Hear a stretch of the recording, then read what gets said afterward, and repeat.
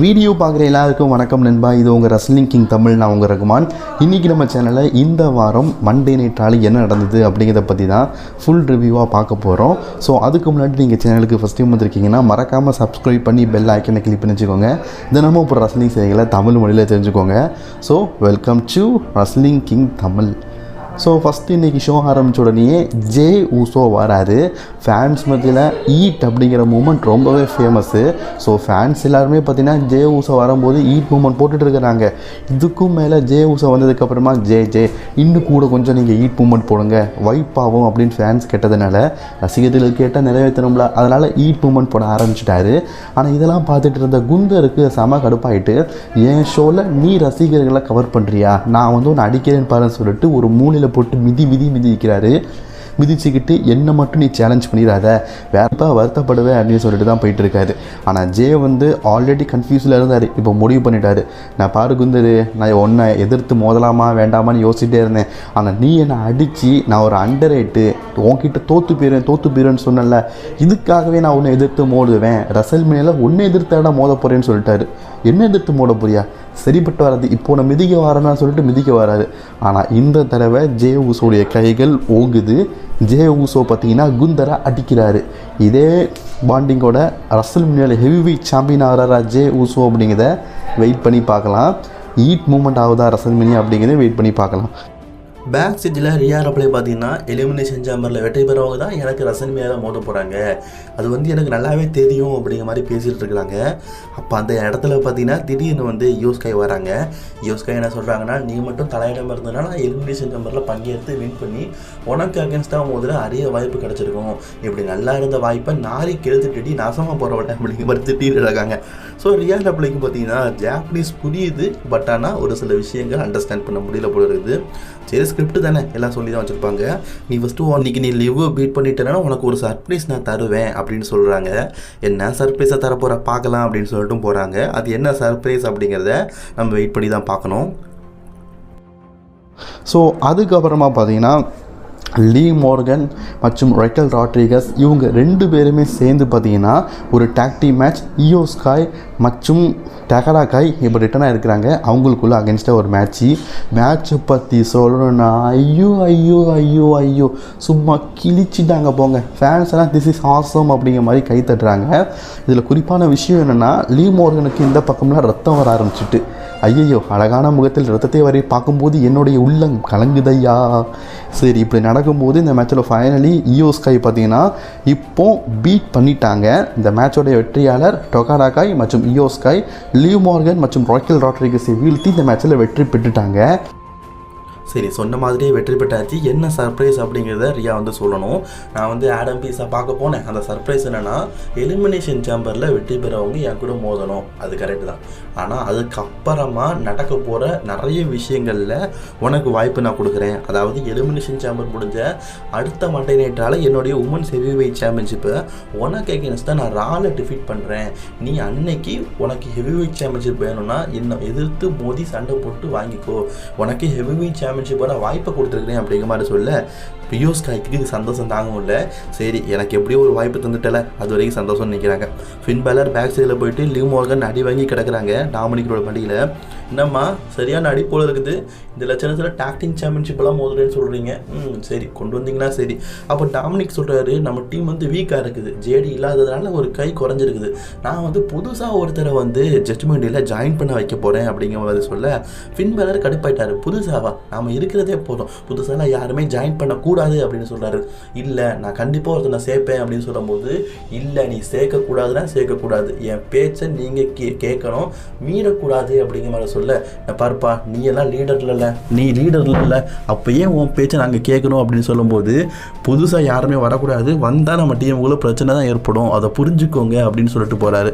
ஆனால் டாமினிக் மிஸ்டரியோ இவர் சொல்கிறத கேட்க மாட்டேங்காரு. மேபி புதுசாக ஒருத்தரை பார்த்தீங்கன்னா இந்த ஜட்ஜ்மெண்ட் டேயில் டாமினிக் இறக்கிறதுக்கு ரெடியாக இருக்கார் போல இருக்குது. யாராங்க இருக்கும் அந்த புது நபர், யாரையோ ஒருத்தரை இறக்கிறதுக்கு டாமினிக் ரெடியாக இருக்கிறாரு. அண்ட் லீவ் மார்கனும் கூட சப்போர்ட் இருக்கிறாங்க. பின் பேலரை வெளியே தள்ளிட்டு யாரோ ஒரு ஆளை கூட்டிகிட்டு வர போகிறாங்க, அது யாருன்னு தான் தெரில, சர்ப்ரைஸ் போல இருக்குது. சரி, அதுக்கப்புறமா பார்த்தீங்கன்னா பெய்லிக்கும் லைரா வெல்கேராக்கும் உமன்ஸ் எலிமினேஷன் சாம்பருக்கான ஒரு குவாலிஃபை மேட்ச்சு. ஒரு மூலையில் ரெக்சன் ஃபினிக்ஸ் பார்த்திங்கன்னா உட்காந்து பார்த்துட்டு இருக்கிறாங்க. ரெக்சன் ஃபினிக்ஸ்க்கு நெக்ஸ்ட் வீக் பார்த்திங்கன்னா எலிமினேஷன் சாம்பருக்கான குவாலிஃபை மேட்ச்சு ரக்கல் ராட்ரிகஸ் கூட மோத போகிறாங்க. ஸோ அது நெக்ஸ்ட் வீக்கு. அண்ட் அதே மாதிரி வெஞ்சன்ஸ்டேல NXT சாம்பியன்ஷிப்பாக மோத போகிறாங்க. அது இப்போ அடுத்த வாரம். சரி, இதெல்லாம் நடந்துட்டு இருக்கும்போது மேட்சை பற்றி பார்க்கலாம். இந்த மேட்சை பொறுத்த வரைக்கும் 2 பேருடைய பர்ஃபார்மன்ஸும் நல்லா இருக்குது. இது ஒரு ஃபஸ்ட் எவர் நடக்கிற மேட்ச்னு நினைக்கிறேன். இதில் பெய்லி லைரா வெல்கேரோடைய கதையை முடித்து ரொம்பவே க்ளீனாக இந்த மேட்ச்சில் வெற்றி பெற்றுட்டாங்க. இந்த மேட்சோடைய வெற்றியாளர் லைரா வெல்கேரியா. தோற்று போயிட்டாங்க. பெய்லி வெற்றி பெற்றுட்டாங்க. பெய்லி அடுத்த கட்டமாக உமன்ஸ் எலிமினேஷன் சாம்பருக்கு குவாலிஃபை ஆயிட்டாங்க. அடுத்தது ஏஜே ஸ்டைலோட டைமு. ஏஜே ஸ்டைல் பார்த்தீங்கன்னா நீண்ட நாளுக்கு அப்புறமா WWEக்கு ரிட்டர்னாக இருக்காரு. நான் நீண்ட நாளாக வரல, நான் என்னுடைய ஸ்டெமினாலாம் இழந்துட்டு நினச்சிட்டு இருக்கீங்க. நான் இன்னும் பழைய ஏஜே ஸ்டைலில் தான் இருக்கிறேன். நான் இப்போவும் ஃபினாமினல் 1 தான், நான் இப்போவும் டாப் 1 தான், நான் இப்போவும் ஹவுஸ் ஆஃப் ஸ்மாக் 1 தான் அப்படின்னு சொல்லிட்டு இருக்காரு. ஸோ இதுக்கப்புறமா நான் என் கெரியரை நோக்கி போக போகிறேன், என் கெரியரை நான் என் பண்ண போகிறதில்ல அப்படின்னு சொல்லிட்டு ஏஜே ஸ்டைல் பேசிகிட்டு இருக்காரு. அப்போ அந்த இடத்துக்கு பார்த்தீங்கன்னா டாமினிக் மிஸ்டீரியோ நீ ராக வந்திருக்கக்கூடாது, ஏன்னா ராவை ஆள்றது ஜட்ஜ்மெண்டே தான், இந்த இடத்துல உனக்கு தேவையில்லை, வேலை இல்லை அப்படின்னு சொல்லும் போது ஏஜே ஸ்டைல் டாமினிக்கை பார்த்து சொல்கிறாரு, நான் பாரு டாமினிக்கு, நீ என்ன தான் தலைகீழ குடிச்சு தண்ணி குடித்தாலும் ஜட்ஜ்மெண்டே இப்போ பிரிஞ்சு கிடக்குது. நீ தான் பேக் ஸ்டேஜில் சொன்னி, அதே மாதிரி இப்போ ஜட்ஜ்மெண்டே ஒரு துண்டா இல்லை, பல துண்டாக பிரிஞ்சிருக்குது. ரியா இல்லை, டேமியன் இல்லை, இப்போ இது ஜட்ஜ்மெண்ட்டே இல்லை அப்படின்னு சொல்லியிருக்கிறாங்க.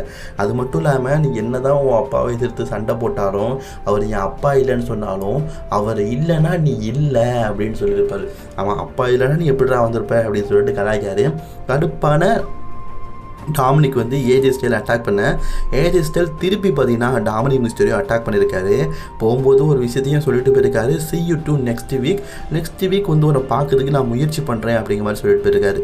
மேபி ஜட்ஜ்மெண்டில் இருக்கிற ஒருத்தர் கூட பார்த்தீங்கன்னா ஏஜே ஸ்டைல் நெக்ஸ்ட் வீக் மோதத்துக்கு வாய்ப்பு இருக்குன்னு நினைக்கிறேன். அதனால தான் see you to next week அப்படிங்கிற மாதிரி சொல்லியிருக்காரு. சரி, இதை பற்றி ஏதாவது அப்டேட் கிடைக்குதா அப்படிங்கிறத வெயிட் பண்ணி பார்ப்போம். சரி, இதெல்லாம் முடிஞ்சதுக்கப்புறமா பேக் ஸ்டேஜில் பார்த்தீங்கன்னா லுட்விக் கேசர் பெண்டாவை பற்றி பேசிகிட்டு இருக்காரு. பெண்டாவை பற்றி பேசிகிட்டு இருக்கும்போது அந்த இடத்துல பார்த்தீங்கன்னா திடீர்னு பீட்டன் வராரு. பீட்டனை பார்த்து, பீட்டன் ரொம்ப நன்றிடா மச்சானே, இன்னும் உனக்குலாம் எப்படி நன்றி சொல்லுன்னு தெரியல, போன வாரம் எனக்கு ஒரு அடி அப்படின்னு உடனே நீ பெண்டாவை அடிக்க வந்த பற்றியா, இதுதான்டா நட்புன்னு சொல்லும்போது, நட்பும் கிடையாது உப்பும் கிடையாது, எனக்கு பெண்டாவை பிடிக்காது, அதனால தான் அட்டாக் பண்ண வந்தேன், எனக்கு ஒன்றெல்லாம் பிடிக்காது அப்படிங்கிற மாதிரி சொல்லும்போது லுட்விக் கேசரும் பார்த்தீங்கன்னா சரி ஓகே, நெக்ஸ்ட் வீக் நான் பெண்டா கூட மோத போகிறேன், அதில் எனக்கு யாருடைய ஹெல்ப்பும் தேவையில்லை அப்படிங்கிற மாதிரி இப்போ நம்ம பீட்டன் சொல்லிட்டு போயிட்டுருக்காரு. மேபி நெக்ஸ்ட் வீக் பீட்டனுக்கு ஹெல்ப் பண்ணதுக்காக லுட்விக் கேசர் வருவாரோ அப்படிங்கிற மாதிரி எனக்கு தோணுது. மேபி இருக்கலாம். அடுத்தது இப்போ லைரா வெல்கேரியா தோற்று போயிட்டாங்க. பேக் ஸ்டேஜில் ஆல்ஃபா அகாடமி டீம் பரவாயில்லப்பா, தோற்றதுக்கு பரவாயில்ல, சாம்பியன் தான் அப்படின்னு சொல்லிட்டு கொஞ்சம் சமாதானப்படுத்திட்டு இருக்கும்போது இவனியில் சொல்கிறாங்க, எங்களுடைய பாய்ஸ் இப்போ டேக்டிங் சாம்பியன்ஷிப்பாக மோத போகிறாங்க, அவங்க டேக்டிங் சாம்பியன் ஆனதுக்கப்புறமா நான் உன்னுடைய உமன்ஸ் இன்டர் கணக்கு சாம்பியன்ஷிப் வருவேன், இந்த இன்டர் கணக்கு சாம்பியன்ஷிப் எனக்கு தான் உரியது, இங்கே இருக்கிற லூசர்ஸ் கூட சேர்ந்து நீயும் லூசர்ஸ் தான் ஆக போகிற அப்படிங்கிற மாதிரி கலாய்ச்சிட்டு இருக்கிறாங்க. ஸோ அப்போ பார்த்தீங்கன்னா ஓட்டிஸ் சொல்கிறாரு, எப்போவுமே நாங்கள் லைரா வெல்கேரிக்கு சப்போர்ட்டிங்காக தான் இருப்போம், உனக்கு சப்போர்ட் பண்ணுறதுக்கு ஆள் இல்லை, ஆமாம் உங்கள் மாஸ்டர் எங்கே அப்படின்னு கேட்கும்போது எங்கள் மாஸ்டர் லூச்சா ரிபீட்ட ஒருத்தரை பார்க்கறதுக்காக மெக்சிகோ போயிருக்காரு அப்படிங்கிற மாதிரி சொல்கிறாங்க. அதுக்கப்புறமா பார்த்தீங்கன்னா ஏஜே ஸ்டைல் ஆடம் பியர்ஸ்ட்டை கேட்டார், நெக்ஸ்ட் வீக் எனக்கு மேட்ச் வேணும்னு. சரிப்பா, ஜட்ஜ்மெண்டில் இருக்கிற டாமினிக் மிஸ்டீரியோ கூட நெக்ஸ்ட் வீக் மேட்ச்சில் அடிக்க அப்படின்னு சொன்னோன்னே சந்தோஷப்படுறாரு. ஸோ நெக்ஸ்ட் வீக் ஏஜே ஸ்டைலுக்கும் டாமினிக் மிஸ்டீரியோக்கும் ஆஃப்டர் நீண்ட நாளுக்கு அப்புறமா ராவில் பார்த்தீங்கன்னா ஏஜே ஸ்டைல் நெக்ஸ்ட் வீக் சண்டை போட போகிறாரா, அந்த அஃபிஷியல் ஆகிட்டு. ஸோ அதுக்கப்புறமா பார்த்தீங்கன்னா வார் ரைடர்ஸுக்கும் அமெரிக்கன் மேட் டீமுக்கும் WWE டேக் டீம் சாம்பியன்ஷிப் மென்ஸுக்கான டிவிஷனில் இருக்கிற அந்த சாம்பியன்ஷிப்புக்கான ஒரு மேட்ச்சு. இந்த மேட்சை பற்றி சொல்லணுன்னாலும் உண்மையிலேயே நல்லா இருந்தது. 2 பேரும் அவங்களுடைய கோலை சூப்பராக கொண்டு போனாங்க. அமெரிக்க மேடுக்கு தெரிஞ்சுட்டு இந்த சாம்பியன்ஷிப்பில் நம்ம தோற்று போயிடுவோம், ஆனால் தோக்கக்கூடாதுன்னு முடிவு பண்ணிவிட்டு டேக் டீம் சாம்பியன்ஷிப் எடுத்து வார் ரைடர்ஸ் மூஞ்சிலே அடிச்சிட்டாங்க. அடித்ததில் அவங்க ரொம்ப வீக் ஆகிட்டாங்க. ஸோ அந்த டைமில் டைட்டில் தூக்கி காட்டி, நான் பாருங்கப்பா நாங்கள் தான் சாம்பியன் அப்படிங்கிற மாதிரி காட்டியிருக்கிறாங்க. அதாவது ஒரு பொய்யான சாம்பியனாக காட்டியிருக்கிறாங்க. இந்த மேட்சை பொறுத்த வரைக்கும் வார் ரைடர்ஸ் அவங்களுடைய டேக்டிங் டைட்டில் ரீட்டைன் பண்ணிட்டாங்க. ஏன்னா இது ஒரு டிஸ்குவாலிஃபையில் முடிஞ்சிருச்சு. பட் இருந்தாலும் பார்த்தீங்கன்னா டைட்டில் தூக்கி காட்டி நாங்கள் தான் சாம்பியன் அப்படிங்கிறத சும்மா ஃபேன்ஸ் மத்தியில் படம் காட்டியிருக்கிறாங்க அமெரிக்கன் மேட். இவங்களுக்குலாம் அகெயின் ரீமேட்ச் கூடிய சீக்கிரம் நடக்கலாம். அடுத்தது செத் ஃப்ரீக்கிங் ராலன்ஸ் உடைய டைமு. செத் ஃப்ரீக்கிங் ராலன்ஸ் பார்த்தீங்கன்னா பேக் சைடில் ஒரு ப்ரோமோ பேசுகிறாரு. இந்த வாரம் ஆள் எனக்கு எந்த விதமான மேட்சும் இல்லை, ஆனால் நெக்ஸ்ட் வீக் வந்து ஃபின் பேலருக்கு அகேன்ஸ்டாக எலிமினேஷன் சாம்பியனுடைய ஒரு குவாலிஃபை மேட்ச்சில் நான் சண்டை போட போகிறேன். அதில் கண்டிப்பாக வந்து நான் ஃபின் பேலரை வீழ்த்தி ஃபைனல் ரவுண்டுக்கு போவேன், நான் வந்து எலிமினேஷன் சாம்பரை வெற்றி பெறுவேன்னு சொல்லார். அப்போ ஃபின் பேலரும் வந்து பார்த்தீங்கன்னா நெக்ஸ்ட் வீக் வந்து நான் தான் வின் பண்ண போகிறேன், நீ சாம்பர் பக்கம் போகிறதில்லை அப்படின்னு சொல்கிறாரு. அதுக்கு செத் ரோலன்ஸ் பார்த்தீங்கன்னா கொஞ்சம் திங்க் பண்ணி பார்ப்பா, எத்தனை தடவை நமக்குள்ள ஒரு மேட்ச் நடந்துக்குது, எல்லாத்தையும் நான் தானே வின் பண்ணியிருக்கிறேன் அப்படின்னு சொல்லிட்டு ஃபின் பேலரை கலாய்ச்சி விட்றாரு. அதுக்கப்புறமா பார்த்தீங்கன்னா நம்ம சிஎம் பாங்குடைய ஸ்பெஷல் ப்ரோமோ தான். சிஎம் பாங் ரசிகர்கள் மத்தியில் இருந்து பார்த்தீங்கன்னா பேசுகிறாரு, மென்ஸுக்கான எலிமினேஷன் சாம்பர் நான் குவாலிஃபை ஆகிட்டேன், இதுக்கு முன்னாடி பார்த்தீங்கன்னா நான் ராயல் ரம்பிள் வெற்றி பெறுவேன் அப்படின்னு சொன்னேன், பட் நான் வெற்றி பெறல, ஜே ஊசோ வெற்றி பெற்றான், சந்தோஷம் தான். ஜான்சனாக இருக்கான, ஜான்சனாக்கு வார்னிங் கொடுக்குறேன், ஜான் நீ வந்து மற்றவங்கள மாதிரி குவாலிஃபை இல்லாமல் செலக்ட் ஆகிருக்கிற, அது எனக்கு கொஞ்சம் வருத்தம் தான், ஆனால் நீ பிசில் ஷெட்டின்னு சொல்லியிருக்கிற, ஓகே நீ வந்து எலிமினேஷன் சாம்பரில் துவக்க போகிற, நீ என்னை எதிர்த்து நிற்கும் போது நான் உன்னை அடிப்பேன் அப்படிங்கிற மாதிரி ஜான்சனாக வார்ன் பண்ணியிருக்காரு. செத் ரோலன்ஸ் அண்ட் ட்ரூ மாக்கின்டர் எல்லா விதமான கண்டென்ட்டையும் வார்ன் பண்ணியிருக்காரு. இப்போ ஒரு எலிமினேஷன் சாம்பரில் வின் பண்ணி கோடி ரோட்ஸை சேலஞ்ச் பண்ணுவாராம். ஏன்னா ஜே ஊசோ குந்தரை சேலஞ்ச் பண்ணனால மிச்சம் இருக்கிறது கோடி ரோட்ஸ் தான், நான் கோடி ரோட்ஸை சேலஞ்ச் பண்ணுவேன் அப்படிங்கிற மாதிரி சொல்லியிருக்கிறாரு. சரி, அதில் என்ன நடக்குது அப்படிங்கிறத பிறகு பார்க்கலாம். இப்போ லோகன் பால் வந்து சொல்கிறாரு, நான் பார்ப்பா நீ ராயல் ரம்பிளையே என்னை பற்றி என்ன சொன்னேன், நான் வந்து பீட் பண்ணதே இல்லை அப்படின்னு, ஆனால் நான் ஒன்று எலிமினேட் பண்ணேன், அதெல்லாம் ஞாபகம் இருக்குல்ல, இப்போ எலிமினேஷன் சாம்பரி நான் ஒன்று எலிமினேட் பண்ணுவேன் அப்படிங்கிற மாதிரி சொல்லும்போது இவங்களுக்குள்ள வாய்க்கா சண்டை மாதிரி கால்வாய் சண்டை பெருசாக பீட் இருக்குது. அப்போது லோகன் பால் வந்து சொல்கிறாரு, இன்றைக்கி நான் ரே மிஸ்டீரியோ பீட் பண்ணிவிட்டு உங்ககிட்ட வரேன் அப்படின்னு. ரே மிஸ்டீரியோ அண்ட் சிஎம் பங்க் ஒருத்தருக்கு ஒருத்தர் முட்டிக்கிறாங்க. ஒரு காலத்தில் சிஎம் பங்குக்கு மொட்டையெல்லாம் எடுத்து விட்டார், ஞாபகம் இருக்குதா? சரி, இப்போ பார்த்தீங்கன்னா நெக்ஸ்ட் வீக் வந்து செத் ரோலன்ஸுக்கும் ஃபின் பேலருக்கும் குவாலிஃபை மேட்ச் இருக்குது அப்படிங்கிறத சொல்லிட்டாங்க. அண்ட் நெக்ஸ்ட் வீக் ரெக்ஸா ஃபீனிக்கும் ராக்கல் ராட்டிகல்ஸுக்கும் ஒரு குவாலிஃபை மேட்ச் இருக்குது. இதை தவிர்த்து நெக்ஸ்ட் வீக் மண்டே நைட்டால் பார்த்தீங்கன்னா பெண்டாக்கும் பீட்டனுக்கும் ஒரு மிகப்பெரிய மேட்ச் இருக்குது அப்படிங்கிறத அஃபிஷியல் பண்ணிக்கிறாங்க. And finally next week AJ ஸ்டைலுக்கும் டர்டி டாமினிக் மிஸ்டருக்கும் மேட்ச் இருக்குது. இது நெக்ஸ்ட் வீக் ஸ்மாக்டவுனில் மண்டே நைட்டால் நடக்க போகிறது அப்படிங்கிறத அஃபிஷியலாக சொல்லியிருக்காங்க. ஸோ ரே மிஸ்டீரியோ லோகன் பாலுக்குமான மேட்ச் ஆரம்பிக்குது. மேட்சை பொறுத்த வரைக்கும் இவங்களுக்குள்ள யுனைடெட் சாம்பியன்ஷிப் டாக்டிங் மேட்ச் நிறைய நடந்திருக்குது. ஸோ ரசல்மேனியா கூட நடந்திருக்குது. டாமினிக் மிஸ்டீரியோ ரே மிஸ்டீரியோ இணைந்து இவங்க டாக்டிமாக மிஸ் கூட இணைந்து மேட்ச் விளையாடிருக்காங்க. இந்த மேட்சை பொறுத்த வரைக்கும் லோகன் பாலோடைய பர்ஃபார்மன்ஸ் நல்லா இருந்தது. ரொம்ப நாள் கழிச்சு மேட்ச் விளையாடாரு. இந்த மேட்ச்சில் லோகன் பால் பார்த்தீங்கன்னா ஃபைனலி ரே மிஸ்டீரியோ பீட் பண்ணி வின் பண்ணிட்டாரு. அடுத்த எலிமினேஷன் சேம்பர் கண்டறில் லோகன் பால் தான் செலக்ட் ஆகிருக்காரு. லோகன் பால் அப்படியே ரே மிஸ்டீரியோ பார்க்க ரே மிஸ்டீரியோ அப்படி பரிதாபமாக பார்த்துட்டே இருக்காரு. அப்போது ரே மிஸ்டீரியோவை அட்டாக் பண்ணதுக்காக கோஃபி கிங்ஸன் அண்ட் எக்ஸே ரூட் வந்து அட்டாக் பண்ணுறாங்க. லோகன் பால் இதில் எனக்கு எதுவுமே கிடையாதுப்பான்னு சொல்லிட்டு தலையிடாமல் போயிட்டார். அதோடு இன்றைக்கி ராவ் முடிஞ்சுது. ராவுக்கு ஃபினிஷர் போட்டுட்டாங்க. இதை வர ராவை பொறுத்த வரைக்கும் ஓகே நல்லா இருந்தது அப்படின்னு தான் சொல்லுவேன்.